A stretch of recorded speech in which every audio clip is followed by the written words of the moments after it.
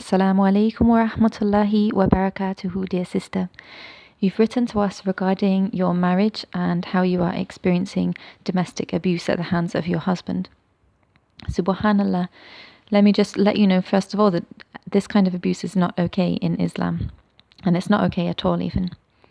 So may Allah give you the patience and the strength to endure what you're going through and to work your way through it successfully, inshallah. Obviously, certainly from an Islamic perspective, we're always advised to do all that we can to hang on to a marriage, but sometimes it just doesn't work. And in your case, you've been the victim of domestic abuse, and this is not okay from an Islamic perspective. But I can't tell you whether you should leave or whether you should stay. That is ultimately going to be your choice, and only you can make that choice. But there are some really important things that you should consider when making your decision. So we know that marriage is supposed to be a source of happiness, as it says in the Quran in Surah 30, Ayat 21, and among his signs is this: He created for you mates among yourselves, that you may dwell in tranquility with them, and He has put love and mercy between your hearts. Verily in that are signs for those who reflect. So we see the words tranquility used here, and in the case of domestic abuse, there is going to be no tranquility. You've said yourself that you're not happy in the marriage right now, and therefore you are not getting from marriage what you're supposed to get from it from an Islamic perspective. We know that the Prophet Muhammad ﷺ treated women very kindly, and we're supposed to follow in the example of the Prophet Muhammad ﷺ. So you should be treated kindly by your husband.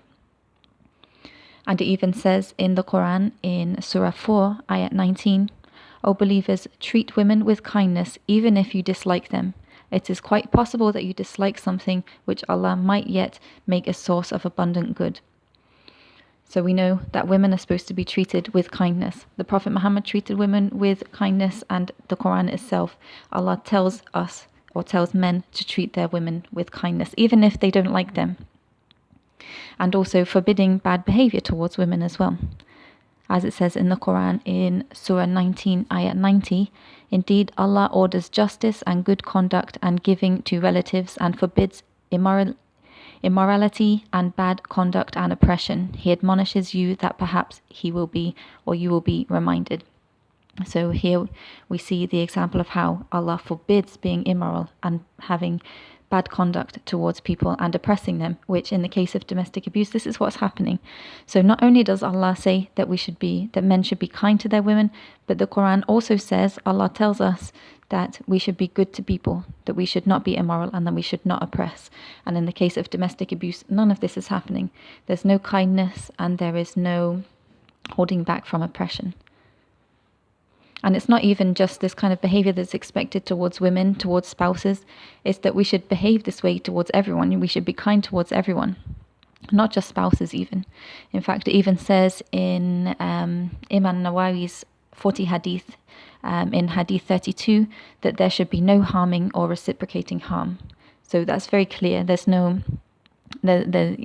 very clear that there should be no harm done to other people.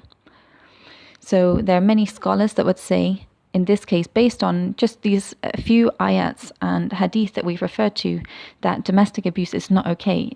Any suffering that's done to somebody else is not okay.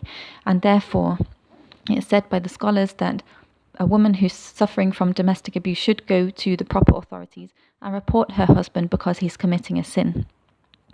So that might be the first step that you might take in this case, is to go and report the behavior, because it's not okay, especially because your children are also suffering as well, because they are witnessing what's happening. And this is something that you need to take into account as well, not just what's happening to you, but also what the children are seeing as well. Understand that when they're seeing you being abused by your husband, that they're going to be thinking that this is normal behavior, and they risk then ending up in an abusive relationship themselves when they grow up, because they see this to be normal behavior. This is the way mommy and daddy used to behave, that it's okay for a man to treat a woman like this. If you have a daughter, then she's going to think it's okay to be treated like that. And if you have a son, maybe he thinks it's going to be okay to treat a woman like that. And I'm sure as a parent, you don't want to see your children grow up to be like that. So in considering what you would do from now, do as well take into account this as well, and the impact that it's going to have on your children in the future, but also the impact that it's going to be having on them now as well, seeing the two people that they love engaging in this difficult situation where they're seeing what's happening to you at the hands of your husband. If you choose, therefore, based on thinking about these different things, to leave this relationship, then it's important that you get the support of others. So like I said, if you're going to go to the local authorities, go to your local imam and report your husband for the sin that he's committing towards you and towards your children, even if he's not touching them himself, it's almost emotional abuse and psychological abuse that he's submitting them to as well. So you might go to your local imam or even your family and just get the support from other people, even if it's just to have moral support in going through what you're going through, or to find the support in being able to confront him about his behavior. That depends on how you know him well. You said you've spoken to his family about it, so at least it's kind of is open. So to get the support of other people will help to support you, but also if you choose to go forward and to discuss things with him further, you will have the support from other people in doing this as well. And also if you go to talk with him about the situation with other people present, then it won't be that he's going to be physically abusing you because there are other people present. There's less chance of it happening.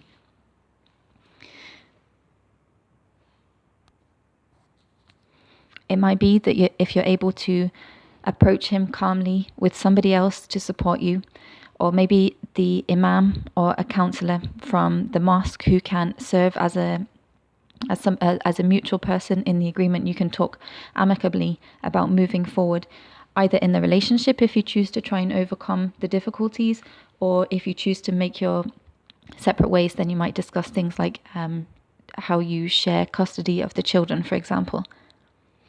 Just bear in mind that ultimately what you're going through is going to potentially have an impact on your self-esteem. It will have an impact on your self-worth because of what he's doing to you. So do make sure to make time as well to do things that make you happy as well, so that you're not constantly subjected to the abuse and negative things in your life. Make sure that you have positive things in your life as well. This might be, if you choose to stay on with him, then ensure that you have this positivity in your life as well. So obviously I can't tell you what the best thing for you to do is. That's something that you need to make a decision for yourself. You know your husband more than anyone else. So you're the only one that can know how safe it is to move forward with any of these options, whether it is that you choose to leave him, get the support of someone to help you to leave the relationship, or whether you get somebody to go in and help to support you and counsel your relationship to maybe, inshallah, let the domestic abuse stop. Ultimately, that's going to be your decision to make, whether you stay or whether you try and make it work for you. But I think the best thing to do really is to make sure that you have somebody who can be present with you when you discuss things with your husband.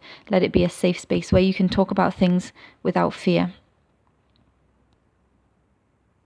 But ultimately, it is a really tough decision to make. Obviously, you want what's best for your children, especially. Maybe that they're raised in an environment where both mother and father are present, but at the same time, you don't want them to be raised in an environment where mother and father are present, but at the same time, they're witnessing abuse, and this could have potentially devastating effects both in the present time and in the future as well. So this is something that's really important to think about with regards to which step you take next. And the best possible thing that you could do at this point regarding making a decision about where to go from here is to pray istikhara.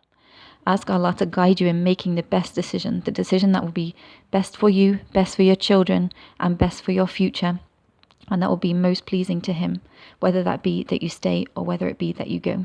But either way, domestic abuse is not okay, and you should not think that it's ever okay to stay in a relationship with somebody when they're treating you like that. If you choose to stay, then it's important that he overcomes this and you are able to move forward in a relationship where domestic abuse is not present.